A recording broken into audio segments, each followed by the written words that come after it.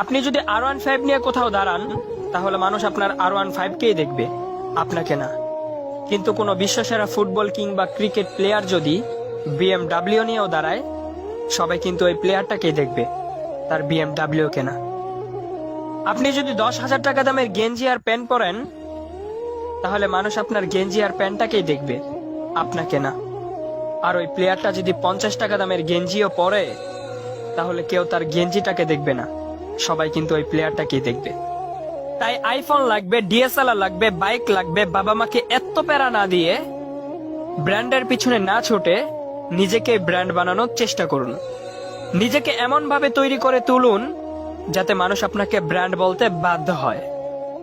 আর আপনি যখন ব্র্যান্ড হয়ে যাবেন, তখন আপনার 20 টাকা দামের ছেঁড়া রুমালটাও নিলামে বিক্রি হবে লক্ষ টাকায়। আর একটা কথা মনে রাখবেন, জ্ঞান অনেকেই দিবে, কিন্তু আল্লাহ ছাড়া